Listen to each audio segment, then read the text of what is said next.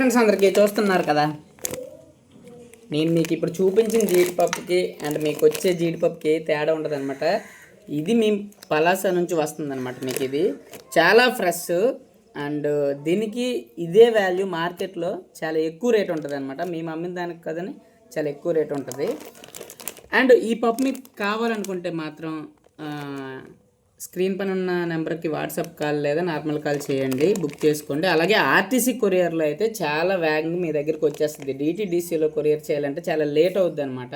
కాబట్టి మీకు RTC courier దగ్గర మీ దగ్గర మెయిన్ బస్ స్టాప్ ఉంటే మాత్రం చెప్పండి, ఇంకా వేగంగా వచ్చేస్తుంది అనమాట. మరి ఇంకెందుకు ఆలస్యం, ఇంత ఫ్రెష్ పప్పు మీకు ఎక్కడ కావాలనే దొరకదు.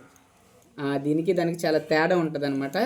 దీని రేట్లు కూడా రోజుకు ఒక 20 రూపాయలు అటు ఇటు అవుతుంటుంది అనమాట. కాబట్టి అండ్ ఈ దీపావళికి కానీ ఇంకా మీకు ఏదైనా అవసరానికి కావాలన్నా కానీ ఈ జీడిపప్పుని బుక్ చేసుకోండి. Thank you.